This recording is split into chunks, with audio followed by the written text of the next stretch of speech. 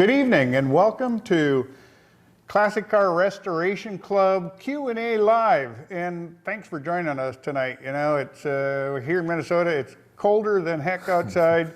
We've kind of, in Minnesota at this time of year, we kind of switch over from, you know, the car hobby to getting everything done that we didn't do all summer long in about like a week and a half. So we've been kind of like staying out of the shop for a while. All the leaves fall down, you got to mess with those, and then of course by the time you finish all that stuff, we'll be butt deep in snow. So the fall work. Yeah. Yep, we have that to look forward to. Joining me tonight is Ross Kiehl again. I don't know if we've even done anything on your cars. You've been getting everything ready for winter. Yep. Our first question tonight, though, comes from Jerome Rock. And he's setting up a air compressor, 60-gallon, and he's, oops, hey, I have this wonderful thing here. He's setting up an air compressor, and I'm at the limit regarding CFMs. I'm assuming CFMs as it relates to whatever you're going to be using your compressor for. How to truly maximize the CFM, hose diameter, size, high flow release, I imagine couplings. And this is a garage setup that I want to paint cars with. Most of the, you know, if it's a 60-gallon compressor, I would imagine for the most part, you shouldn't, you know, if you've got a compressor that's big enough to have a 60-gallon tank, you just shouldn't have too many issues with using an HVLP gun. You might not want to use like a big siphon feed gun because those tend to use a lot of air, and you get a lot of overspray all over everything. But if you have a gravity feed, HVLP gun, I'm not thinking, if you got a 60-gallon tank on it, that tells me a little bit about the size of it. It doesn't really tell me how big the pump is and how big the motor is, but it does tell me that it's a big enough compressor that you really shouldn't have any problems. What would I run? I'd run like 3/8 hose and probably with 1/4-inch fittings on it, or even 3/8. Just a standard type M coupling would be fine, I would think. Yeah. Jerome, I don't think you're going to really have as many issues with a 60-gallon tank. You got a little bit of reserve there. Yeah. You know, I started painting cars with a 2-horse air compressor with a 20-gallon tank, and you know, yeah, occasionally, you know, you'd have to wait, you know, halfway through your paint job, you'd end up waiting for a few seconds for your compressor to kick off. But it, I really don't think you're going to have any issues with it, unless you're running, you know, the big air burners with a compressed air system, or things like sandblasters. Guns and air ratchets. Air ratchets, you know, some of the, you know, anything that, like the air grinders, I know use a ton of air. But for just spray painting, usually you're only spraying at, you know, 35, 40 PSI. So you're not gonna run into the kind of volume issues that you would with like a sandblaster. I know a sandblaster just, you know, you need a big compressor to actually run one of those efficiently. But I think you'll be fine, Jerome. You can always feel free to, you know, if you're listening tonight, you know, feel free to, you know, send in a little update on what, like your pump size, or your motor size, and that'll give us a better idea, or even how many CFMs your compressor is rated for. Yep. Okay, Philip Morton, thanks for joining us, Philip. He has a '69 Mustang, which has 2 layers of paint, gray primer sprayed over the top. He bought it like that. Okay, so, you know, it's like any old car, you know, guys, when they sell them, they, you know, squirt some primer and, make it all one color, and it looks good, and they can sell it, you know, but it's often what's hiding underneath that primer that you get scared of. But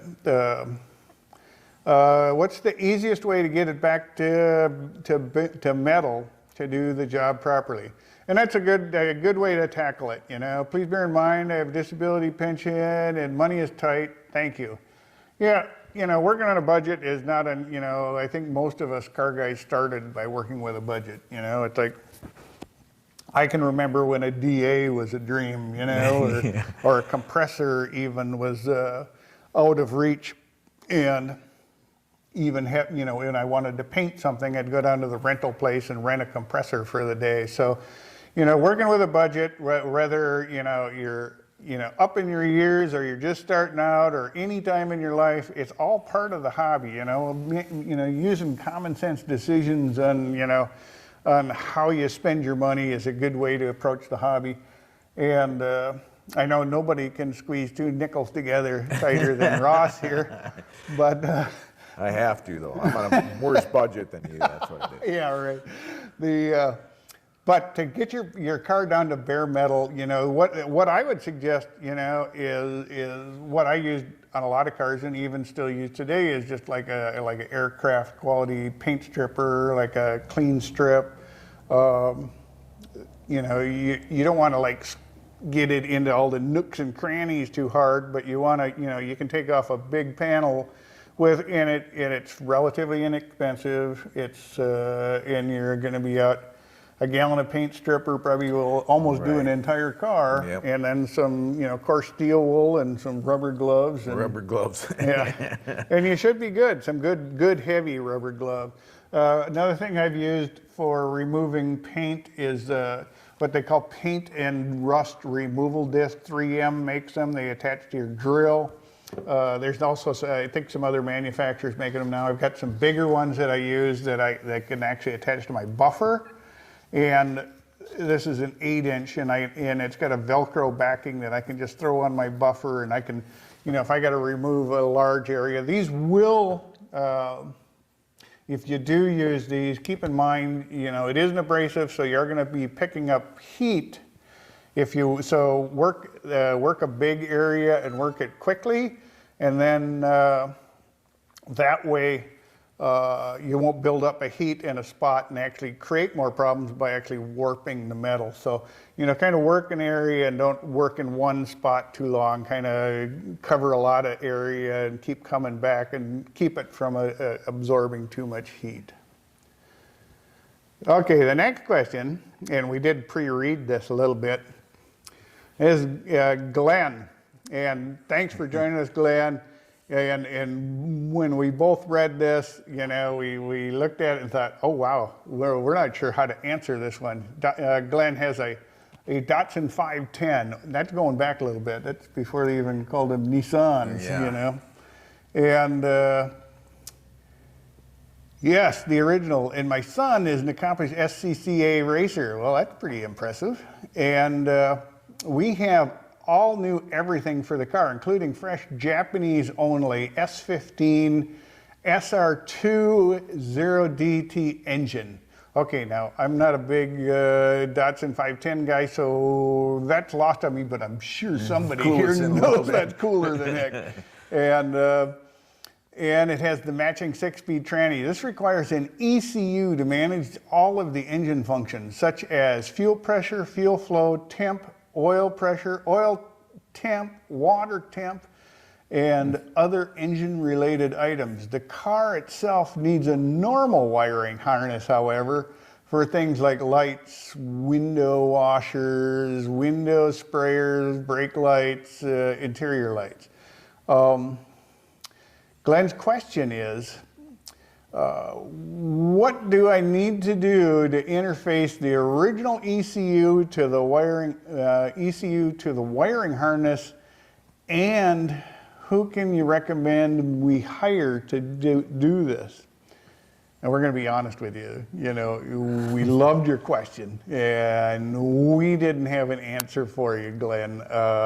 But if somebody watching or somebody going to watch has some insight on this, you can reply into the comment area here, and if that doesn't work, also, we'll follow up and we'll ask some people that we know that are big into that import Japanese market, and maybe we can get an answer for you. My question is why you need to actually join the two harnesses together. Yeah, keep them separate maybe. You know, if there's any way you can keep the, you know, if you have a harness for the other that will operate separate, why would you need to join these two harnesses together? But that's just that's a real novice to what your question is here. I'm sorry.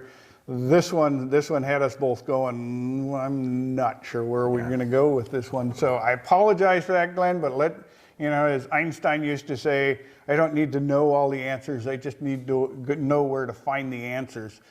So we'll see if anybody watching has the answer for you, or we'll check with some of our buddies too, and we'll post up the answer here, or we'll include it next month in our Q&A. Okay, now moving ahead, what's the best source to buy and acquire a parts catalog manual for my car? I looked on eBay. Hey Jeff, of course it would help to know what kind of car you have, but there is if you're looking for a parts manual with actually the part numbers themselves in them, each of the, you know, the manufacturers all have those. There's a company called Faxon Literature. It's Faxon, and they sell reproduction parts catalogs, and they sell also the factory service manuals and everything else. If you go to Faxon Literature, you're going to find that for most American cars, I know they have them. I haven't done a lot of research on foreign cars, but it may be out there. I would start by checking Faxon. You know, they do advertise on eBay. I see you looked on eBay, but they've got a lot of stuff that they carry that they don't advertise on eBay, but you have to go to their parent site, and I think you might be able to find what you're looking for there. Also, if you can help, you know, it'd be easier to give you a little bit more narrow if we knew like year, make, model of your car. Next, we have a guest who's got a '67 Mustang Fastback. It's a nice car. Yeah, it is. That's a nice car. Always wanted one. Yeah, it would. Yeah, a regular Eleanor. What is the best way to refinish the factory mag type wheels? I'm assuming those are like the Magnum 500 kind of trim ring and. I think the outer ring is actually chrome on those. Part of it.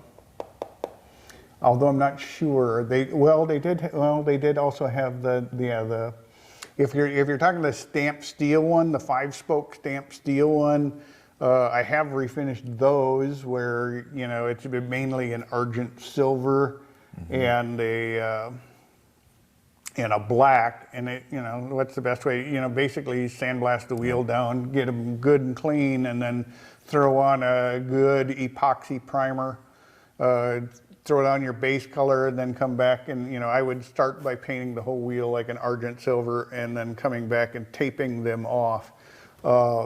It's a time-consuming project, but, you know, a little bit of time spent will show in the final product. There are companies that will refurbish your wheels, but, you know, why pay somebody else to do what you can do with just a little bit of time? And it's a long winter, so you might as well. Oh, wait a minute, he might not be in a winter, but yeah, it might be. You might have warm weather where you are.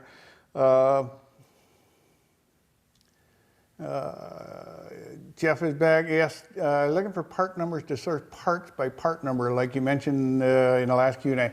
Yeah, and that's a good way to do it. And like I said in the last Q&A, I probably find. If you go to the page we've got, I see Diana's posted up the link for Faxon Literature. I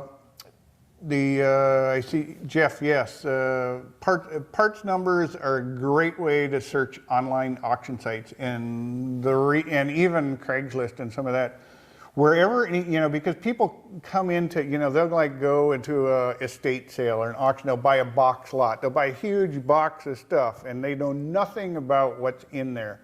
And you know, all they do is they pull out a part, and it'll be in a brown envelope, or it'll just have a number stamped on it. They have no idea what the part is, so they'll list it on eBay, or they'll list it on Craigslist, or you know, vintage car part with this number.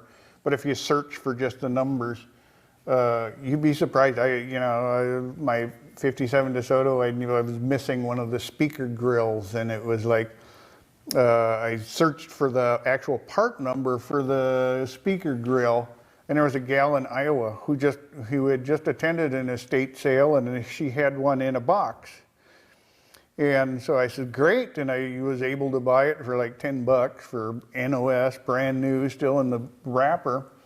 And when I bought that, I said, well, do you have any more of the same thing? And she goes, well, not in my box, but like a friend of mine bought a box, and he had 3 of them in his box. So I ended up buying like 3 more from her friend. So you can come across some really great deals searching for just part numbers. Like I say, facts and literature is one good source. There are, you know, depending on what your year, make, model of car,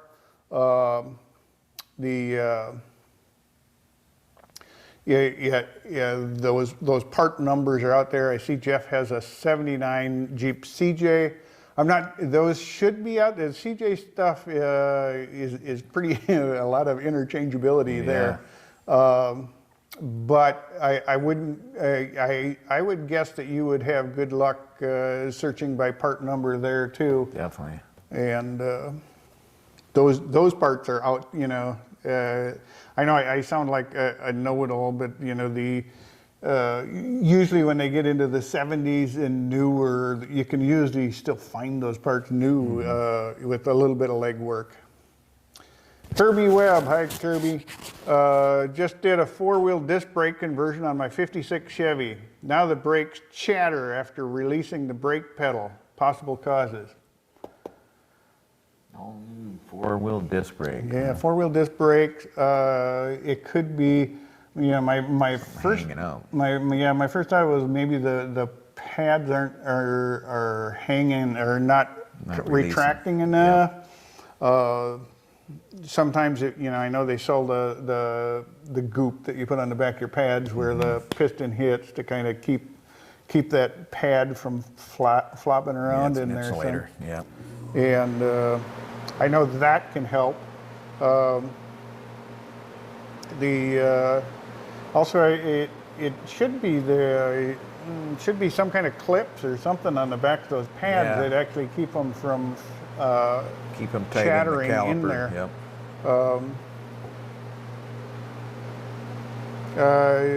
Maybe Kirby, maybe you can give me a little help. Whose kit do you have? And that would be my first guess, and I would check the slides, you know, what actually causes, when a disc brake comes together, you know, the pads come up firm against the disc, but it's actually the runout in your disc that actually moves the pads away far enough, because, you know, a disc is not perfectly flat no matter what you do. So it's the runout that actually starts to bring that back. You know, there's no return spring on your disc brakes. So a lot of times if you are getting chatter and stuff like that, it's just a matter of making sure you secure your pads and that your slide on your brake, the slides, lubed well. Whether it be a pin type or if it's a slide type, make sure it's lubed well and clean and rust free. And because it's a new setup, I'm assuming it's in good shape. But sometimes, you know, even just going in and making sure that even on new surfaces that the paint isn't holding the slides up, it could be a potential cause too.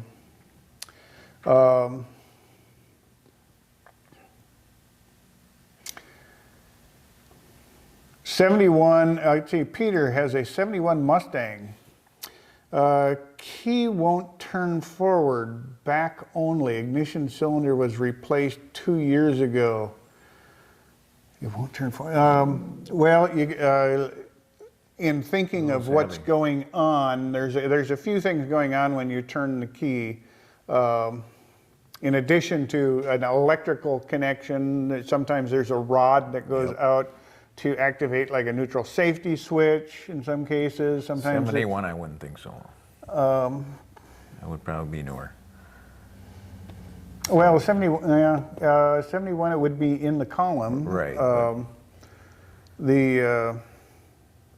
So yeah, it would have something that would go down to neutral safety switch, which could be hung up. It would, or certainly, I guess our first place to look would be to see if there was, and my apologies, I'm not intimately familiar with the 71 Mustang column right away, but you might want to look in an exploded view and see what is actually being triggered by that switch itself. So column shift, steering lock could be part of it. Yeah, that could be it too. The fact that it won't go forward at all, that's... It could be steering lock. Yeah. I mean, if you binding on the steering for some reason, it won't release. It said he replaced the lock cylinder 2 years ago. I don't know, and it makes me suspect that, well, if you replaced the lock cylinder 2 years ago, I would still suspect it's either it could even be the lock cylinder itself, who knows, but until you really dig into it. But I would suspect it was something that is actually moving as you pull that switch forward. Yeah. And I know, like on a GM column, there's usually stuff mounted way down there that actually gets activated by a rod with the switch. I would look into that. I can also, Peter will also. Is it a column shift or a floor shifter too? Because that could have something to do with it locking in the that's true. steering column. But I would strongly, I would go online, look for an exploded view. I would guess that there's something that's hanging up down below that's actually preventing it from moving forward. I wouldn't be opposed to pulling the switch and taking a good look inside there too. If it was just replaced.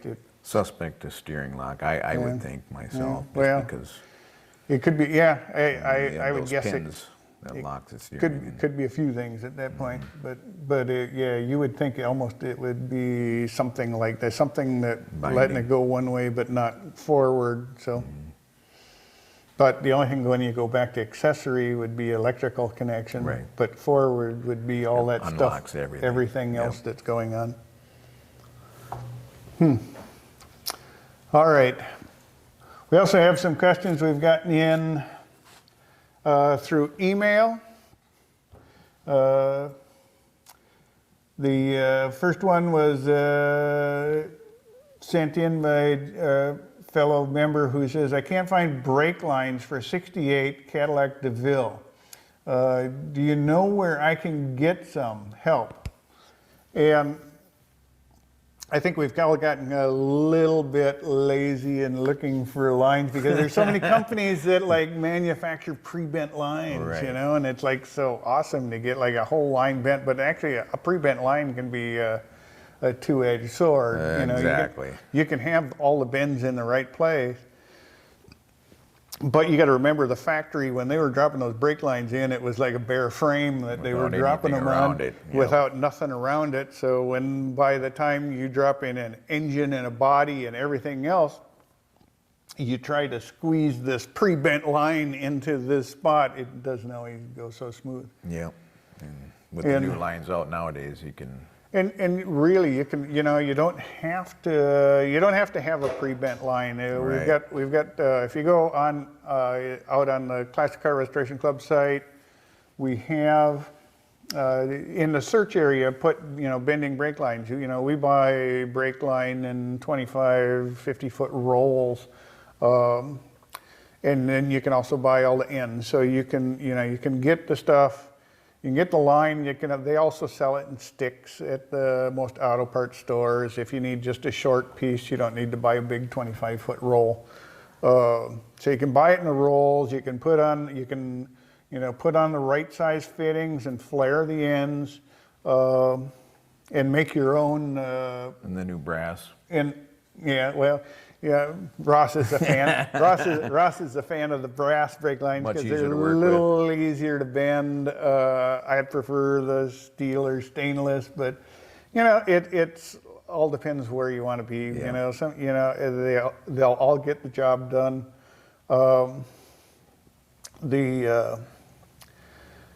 So that, you know, you can build your own lines. It's just a matter of taking the time. It takes a little bit more effort. You know, you will need a inverted flaring tool, but you can buy one of those for under $20. Yep. You can buy a bender for under, you know, get a Harbor Freight or something like that. You buy a nice bender for under $10. Yeah. And, you know, basically, and then, you know, you'll need a tubing cutter, and you could buy one of those for under $10. So for like about a $40 investment, you can cut all the brake lines and bend all the brake lines you ever need to for the rest of your life. And especially if they're already there, you can form them to make them look just like they were factory. Exactly, and they're sometimes a lot easier to put in because you can make a few bends and feed it in, and then make it, you know, actually bend it while you're installing it, and it makes it a lot easier because then you're not trying to wrestle this all pre-bent thing into a car. Having recently replaced fuel lines, pre-bent fuel lines, that was a real head scratcher on how to get those in. Pre-bent are nice if you're building a fresh car and there's it's a frame up restoration, but sometimes if you're just replacing an existing line in a car, they can be a real nightmare. Yeah. And you know, we've run into that before. I have a 54 Chrysler with the brake pedal takes one push to pump up, then whoops. I just like it when just as I'm reading, it scrolls down. One goes down further the first time. It is firm. Any ideas? Rebuilt? Okay, so it takes one push to pump it up, then high, but goes down further first time. It is firm. Any ideas? So I'm guessing what you're saying is you got to pump it once to get the brake pressure to come up, and it goes down further the first time. Okay, so the first time you pump it, it goes down all the way, then you pump it again and it's starting to come up. You know, we had a bear of a, you know, at this auto project, we had a bear of a time bleeding those. You know, sometimes, you know, if you're just bleeding your brakes with a pedal method, it's not always the best way to do it. I prefer to vacuum bleed them, just because I find that I can usually get the pedal back quicker. I would say that's more of an issue with the cylinder. I mean, if it's well, if he has to pump it, as you're, well, it could be a master cylinder's weak. Yeah. It could be a master cylinder weak, and then he's got to pump it to get enough pressure to build it. If he knows his master cylinder is good, then it could be air in the lines, or as long as you know you're not leaking anywhere. right. I would look for, I would first make sure that if you know your master cylinder is good, bleed your lines. Do a pressure bleed on your lines or a vacuum bleed on your lines. You're an expert at bleeding brake lines. Yeah. A lot easier with two people. It is. Unless you got a vacuum. Yeah, vacuum bleed it. You can do one man. Yeah. And if you, although I've even vacuum bled them and then come back and pedal bled them. Big thing you don't want to do when you're pedal bleeding is you don't want to slam that pedal all the way to the floor, slam that piston all the way into the back of the master cylinder several times.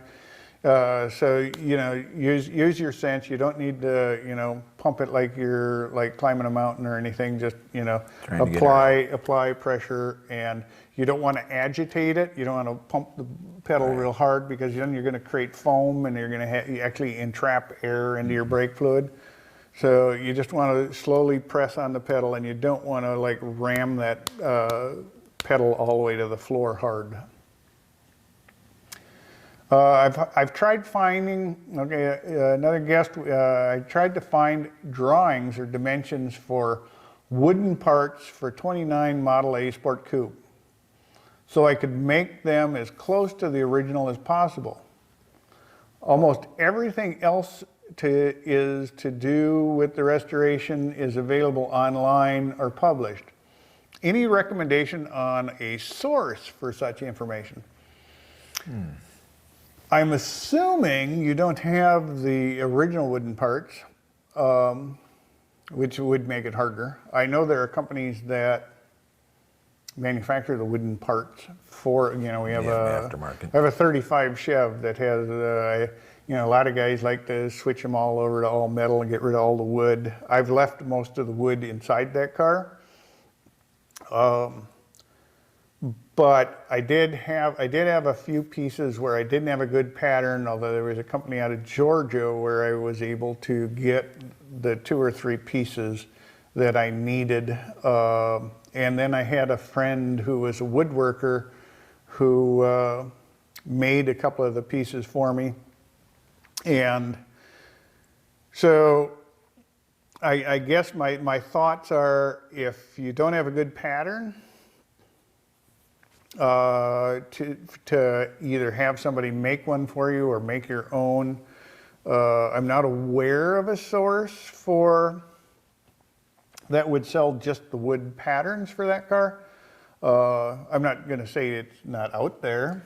I would think there's got to be a site for a Model A. But I would guess that there's somebody that would sell the wood parts. You could probably get, but Lord knows they probably want a fair chunk of money for them. And if you're like me, then you'd say, why do I want somebody else to pay somebody else to cut a piece of wood out for me?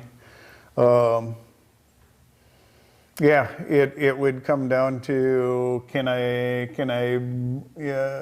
find Somebody pictures, else if had I can one, find or I pictures of yeah. one, or find somebody who had one who might let me, check out their dimensions. car, or somebody who was restoring one. Maybe go to like a Model A forum, or a website that actually has a forum page where you can actually ask fellow Model A guys specifically. Model A's are, they made millions of them, literally millions of them, and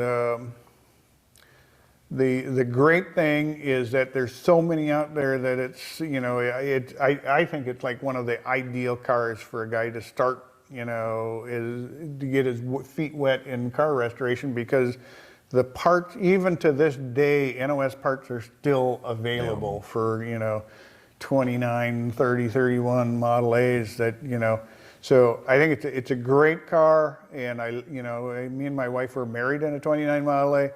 And they're absolutely awesome cars, but I would say there's got to be a source. Somebody out there has either got a car like yours that has the wood pieces that you can see or take measurements to get those patterns for, or go online and find to a Model A community and find the guys that specifically have the resources to tell you where to get those parts. I know it's not an answer for you, just a direction, but that's how I would approach it.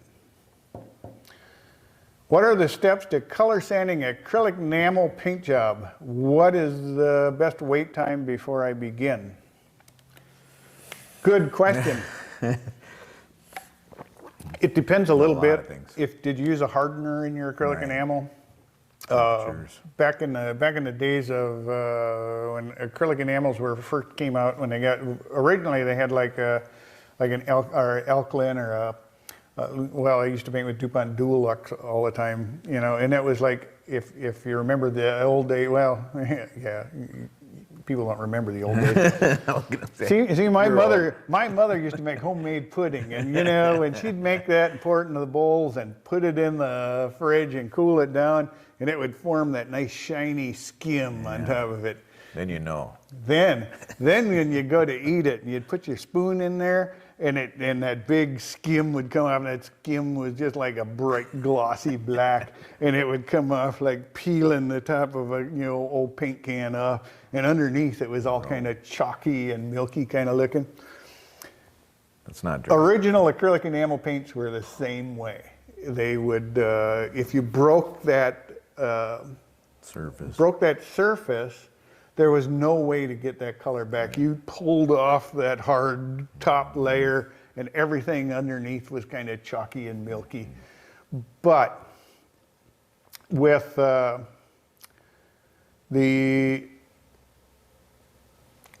acrylic, the newer acrylic enamels, then suddenly you could sand the enamels and you could actually work the finish. What do I do when I've got acrylic enamel? You want to catch the heater? Yeah. We got our heater running. It's a little chilly outside, but it makes.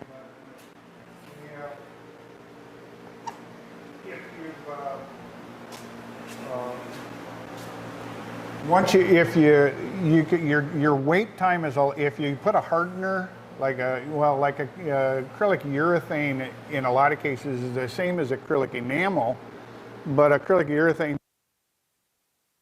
added to it, and you can actually spray acrylic urethane paints without the hardener and still buff those out. They just take longer to cure and then longer before you can actually buff. So for just a straight acrylic enamel, I would typically wait, at least a couple weeks before I touch it. I might wait a month even. Yep. But if it's a hardened, like acrylic urethane, you could be saying, I still give them a little time. I know some guy, I know if you're using clears, a lot of the clears, you really got to get on them within 24 hours, otherwise they can get rock hard on you. Yeah. But if you're just doing solid colors, I like to wait. I usually don't buff them out for a week. I don't color sand or anything. If I added a hardener to it, and I know that I know I got plenty of paint on there, I will start color sanding in a week. I may not be buffing in a week because it usually takes me longer to buff out a whole car. I know some guys, they don't want to, they're worried about having to sand too much. I've had parts on my cars that I've color sanded, a year or 2 years after I painted them. It's a little bit more work. Maybe I start with a little bit heavier grit. But they'll still buff out and look just as good as everything else. It's a little, like I said, it's a little different with base coat, clear coat. Some of the clears you don't want to go too long because they get really rock hard, especially some of the hardened Hard stuff. to get them smooth. It's gotten a lot better than it was when base coat, clear coat first came out. When they used to, they used to scratch easy and everything else. Now the new clears just get rock hard. I know. I did a training program down in Hot Hues, DuPont Hot Hues in Pomona, and they had a hot clear that we were sanding and buffing 15 minutes after I sprayed it. So technology keeps changing. Be aware of what your manufacturer of your paint recommends that you can do. So don't base it on just what the acrylic enamels should do. Also look at what your manufacturer suggests you should do with the paint manufacturer, because they know their products better than anybody else. And some paints, you'll want to wait longer, and some you don't have to wait as long. But they'll usually tell you how long, in their material data sheets, how long you can need to wait before you can buff. And usually it's the solvents in the buffing compound more than the sanding that you need to worry about. And as far as the steps to color sanding, I usually just start with I knock the nibs off with 800 grit, and then I quickly go up to 1,000, 1,200, 1,500. 2,000, sometimes I'll go as high as 3,000. I don't usually go much finer than 3,000. I know there's some guys that'll go, because they have some insane sandpapers out there now that, but typically, you know, for most of my work, I don't even go past 2,000 grit paper because I know my compounds are going to be able to take those sanding scratches out easy enough, and I'll use a, you know, use a wool pad to start, and then quickly go over to a foam pads and finish the job up. Well, we did did just a buff cleanup on your car this summer, and you know, Ross, in just using foam pads and a good compound, we were, you know, he was spent probably 3-4 hours in the garage, and it came out looking like a mirror. So 20-some-year-old single stage. Yeah, 20-year-old paint, single stage paint, and it looked, and a lot of people were looking at it like, wow, did you just repaint that? So it's just using a good compound and a good foam pad, and I'm a big fan of the random orbital buffing pads or buffers, just because you don't build the swirl marks like you do with a traditional circular type buffer. Or the heat. Yeah. Okay, Michael. Michael has, in the comments here, Michael, and he's listed his phone number. He has a friend that is actually a pattern maker and a Model A aficionado. So he may be able to, like anything, when it comes to working on cars, the best way to get answers is just start asking questions. Yeah. And here we have Michael. He's got a friend who is a pattern maker and has some information on Model A's, so you might want to give him a call. That goes back to, who was that? The guest. Was it the guest? Yeah. Oh, you just registered in as a guest. Yep, as a guest. Great. Good. I hope you get that information. You know, thanks, Michael, for you know, contributing. That's you know, it's part of the car community. You guys helping each other out. You That's know, right. It's like, how often you know, we end up in a situation where, you know, you need something. It's like, geez, I don't know where I'm going to find that. You know, and it's like, Put it out there. then you just put it out there. You just start saying, hey, I'm looking for this. And, you know, remember Sean, he was looking for a GTX interior. Next thing you know, he ends up with some guy who has a whole interior out of a GTX. And it's like, what? Yeah, crazy. So, yeah, you'd be surprised what you can find if you just ask. A lot of times guys have stuff. They may not be advertising it for sale, or they may, you know, it may just be somebody that knows somebody who knows somebody or whatever. And that was even local. Yeah, I know. It's just insane. It was like, yeah, we had a 67 GTX that the car had been vandalized at one point, and the entire interior was stolen out of the garage, as well as like a whole bunch of engine parts and other things.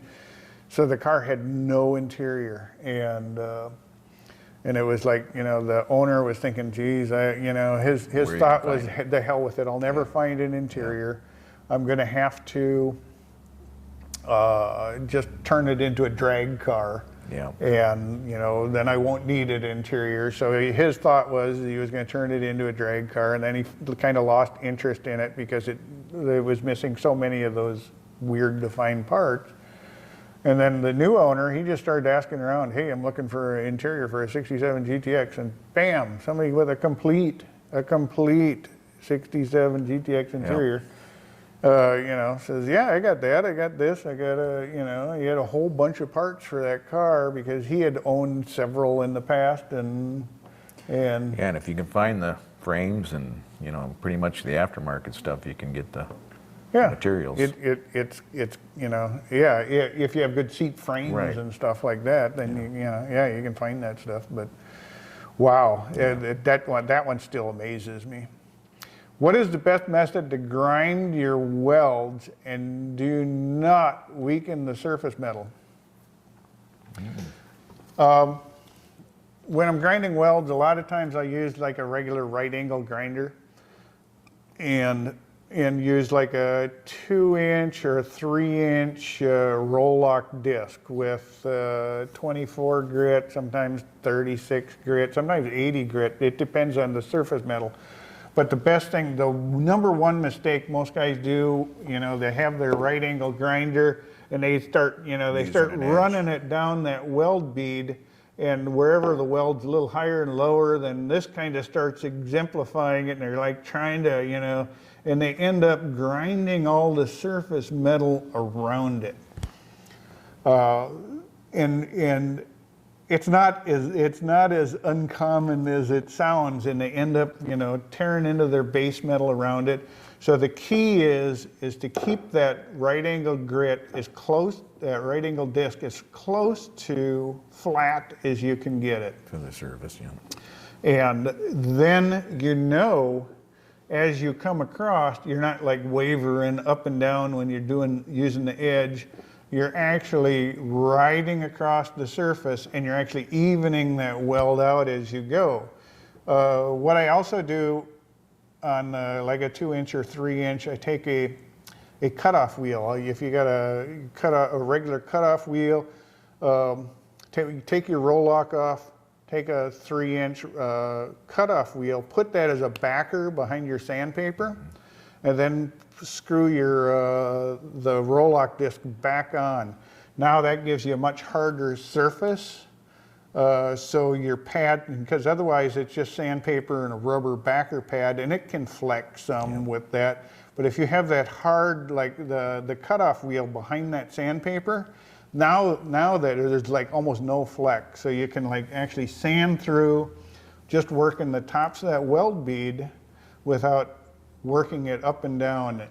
And you know, like anything, the more you do it, the more you get used to it. I know my son, who does a lot of metal work, he'll grind the tops of it and not even touch the surface metal on either side. And when he's done, it's just the only area that gets sanded is the weld area itself. And that's just, you know, that's a learn thing, you know, like, you know, there's so much you can learn by watching somebody do something and learning the correct techniques, but then there's also that skill level that comes in when you actually do something. You'll you know, and as you keep doing it, you build up that talent to do that. You know, it's the same with welding or anything else, you know. It takes work. It takes work. You gotta do that stuff, you know. You gotta practice, you know. It doesn't always happen, you know, right away, but, you know, take your time, do some, you know, I know when my son was learning welding, he had like little 2-by-3-inch pieces of metal. He would cut hundreds of them things out, and he would sit and practice welding them. And long before he ever welded on a car, he was welding what he called coupons. He'd weld tons of these little coupons, and then after he got really good at welding sheet metal with his MIG welder, then he moved to TIG and gas welding, and all of them are, you know, they're not difficult processes, but it's, you know, learning the right techniques and then practice. Yeah. So moving forward, we've got another member writes in, my wife and I are retired, hoping to find a vintage Ford pickup with rebuilt engine and an automatic transmission. She can't drive standard and does not wish to learn. That's not uncommon. No, it's not. I know a lot of guys like that. A lot of me, yeah. Without a bed, he wants it without a bed or with a flat bed. We can finish it ourselves. He's looking for a very specific vehicle. Yeah. Where's the best place to start for us to search? Recommendations would be greatly appreciated. Anybody knows anything about looking for cars, it's Ross.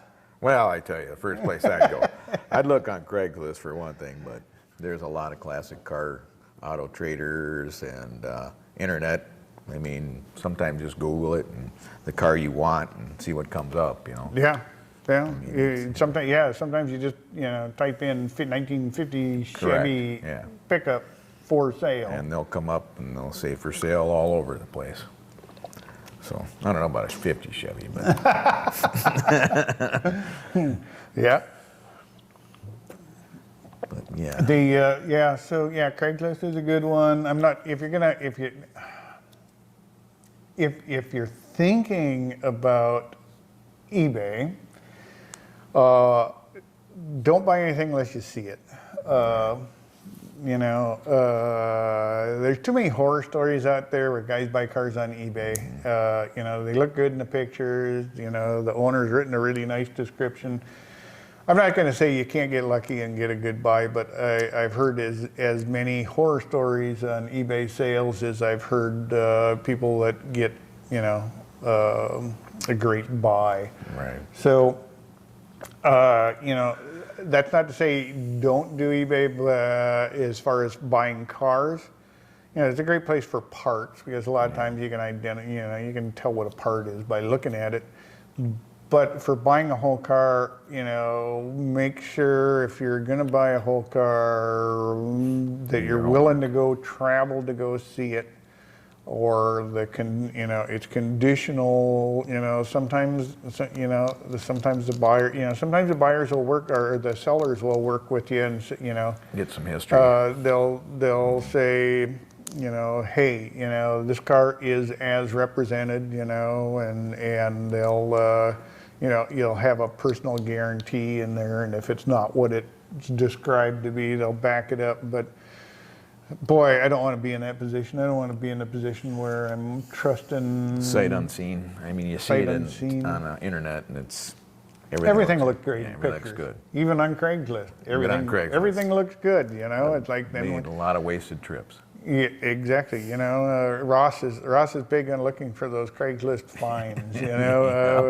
And it's not a bad thing. Sometimes you can get a decent car for a little money. But you gotta spend a lot of time. You gotta make a few trips sometimes where you get to see a car and you just gotta know to say walk away. Yep. If it looks too good to be true, it probably is. And on on Craigslist, then you always got to worry about if it's too good to be true. It's like a total scam. Yeah, and you're wasting your time. Yeah. If they say I'm not in the state, or send send a certified check. Yeah, send a certified check to. Yeah. There are plenty of people out there that are willing to exploit people in the car hobby. And that the online auctions and even Craigslist can be a place for that. Use your sense. Everybody wants a great buy, and everybody wants that Boss 429 Mustang for $1,500. Yeah.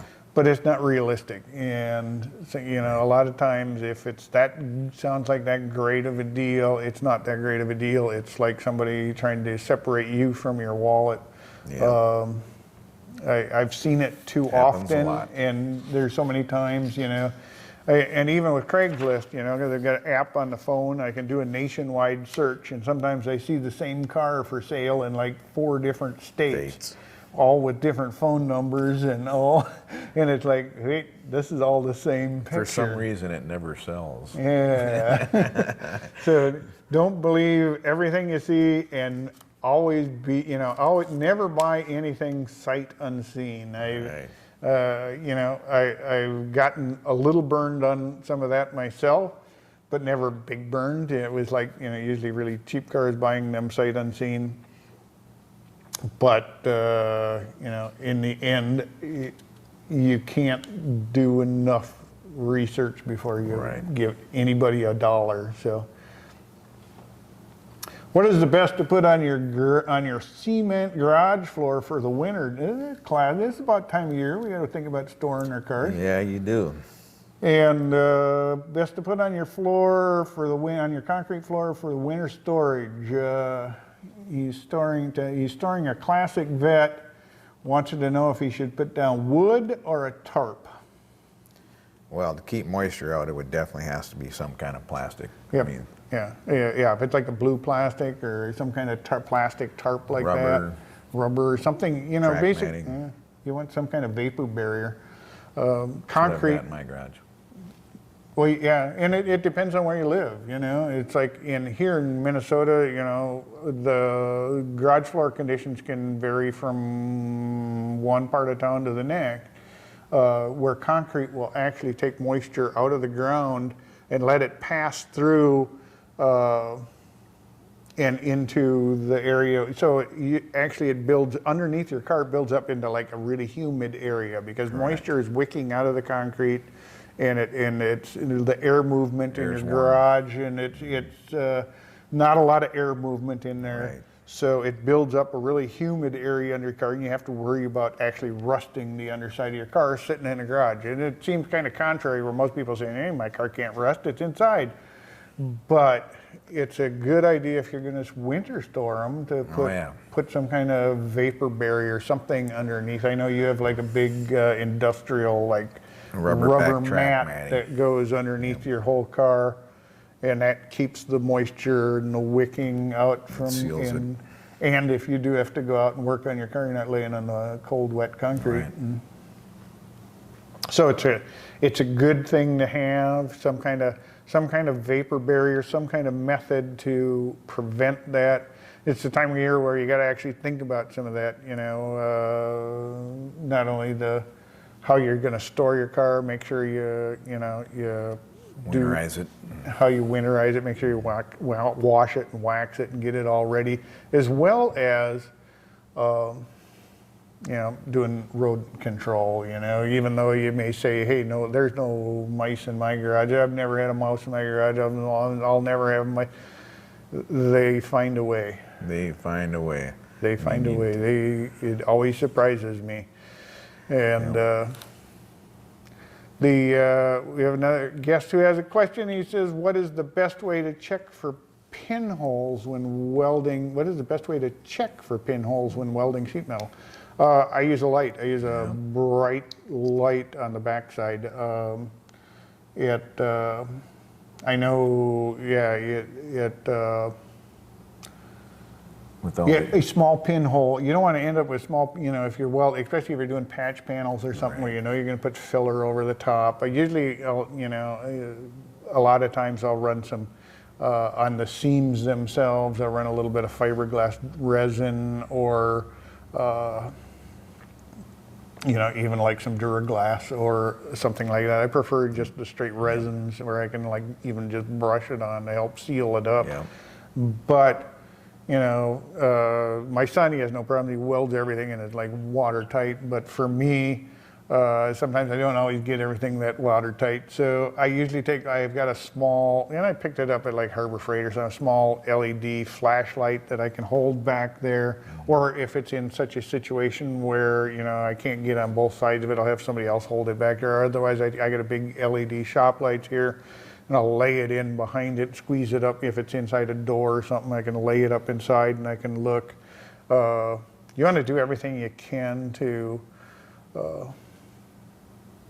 make sure that you got all the, that if you do have any pinholes, you got them welded up. Or like I said, if sometimes you don't want to chase them forever. It depends on how good of a welder you are. It's the kind of thing after you weld enough sheet metal, you'll get better at it. Trust me, you'll get better at it. So I look at some of my early sheet metal welding, and it was nasty. Back when I first got a wire feed welder, and I was like thinking, oh, I can weld anything with this, and then it was like I'd lay out a bunch of popcorn and then try to figure out how I was going to grind it off. How I was ever going to seal this thing up. So. I stress that if you think that you've got a bunch of pinholes or something, sheet metal tends to be sheet metal is the hardest.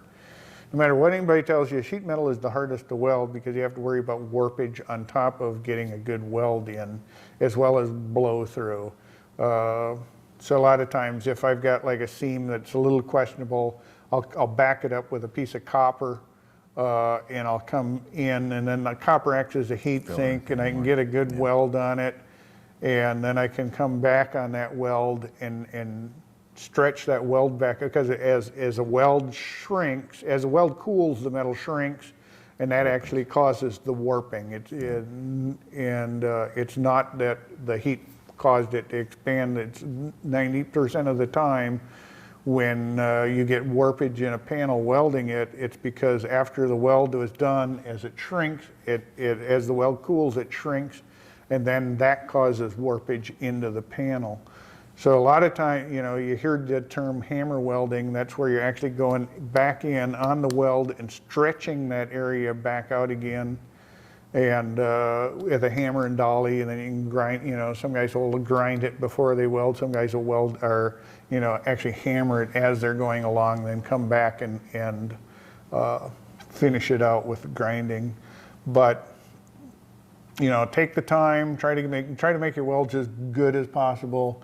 And when all else fails, it doesn't hurt to put a little fiberglass resin on it to help seal things up so you don't have to worry about moisture getting behind your body fillers. I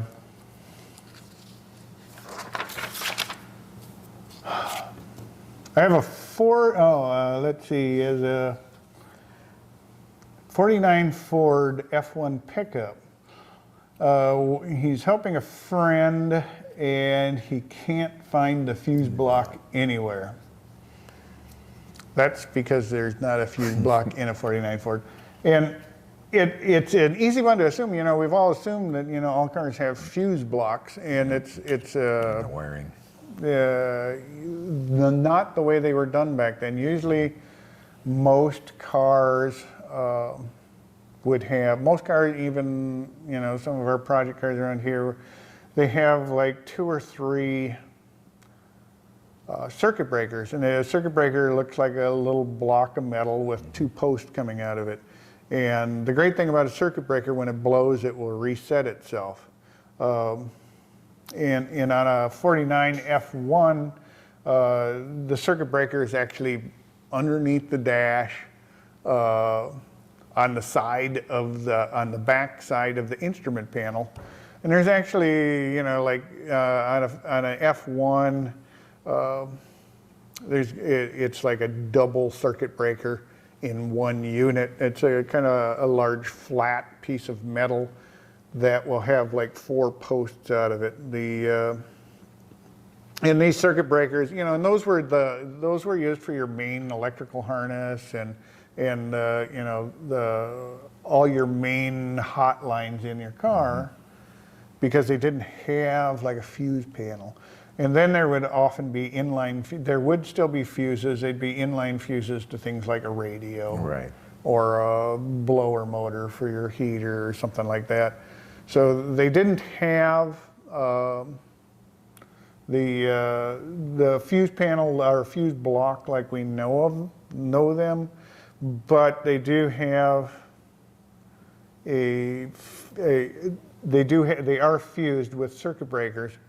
So it's just a matter of locating those. If they didn't start putting fuse blocks in cars until the late 50s, some late 50s cars, and then the 60s they moved everything to having fuse blocks by then. But yeah, even a lot of mid and late 50s cars, depending on the manufacturers, a lot of those still had a couple of circuit breakers for the whole car, you know. And they do fail. They do fail. All circuit breakers do fail. You know, yeah, you're right. And in time, either they'll fail completely or they'll become real sensitive, where, you know, anything trips them. Yeah. They're easy to test, you know, just test them with a... Yeah, so, and there are, you know, and if you can't find the exact, you know, the exact same circuit breaker that's in your car, you know, they still sell them at auto parts stores. You can buy a little metal circuit breaker that you can put in its place. They are rated. Right.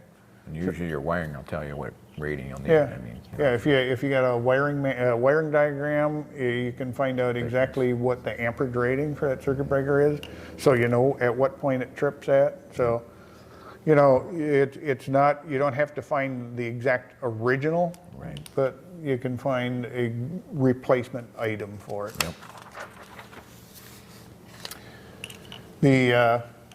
All right, in looking at the clock, we're getting down there. We're at 8:04 according to this clock, and we're going to wrap it up now. I want to thank you guys for coming out tonight. Especially seeing how the World Series Game 7 is tonight. So now you can all turn me off and go to watch the World Series if you're into baseball. It would, like I said, we've got, if you have any more questions, we'll do this again next month. Feel free to ask ahead of time. Sometimes if you ask far enough in advance, we're going to do a little research on it up front just to make sure, we have the right answers. Our gentleman with the, what was it, Datsun, will also do we'll do a little research for you as well. See if we can come up with a solution for you. Otherwise, if any of the members here have a good source for information, feel free to write that into the information. We'll try to get this out to everybody. Like I say, we're just car guys helping each other. And thanks again for Michael for your input on the Model A parts. Appreciate that. I'm sure there's another guy, or another one of our members out there who appreciates that information as well. And thanks, and Well, thank you. enjoy your Halloween, and enjoy the World Series, and thanks for coming out. We'll see you again next month.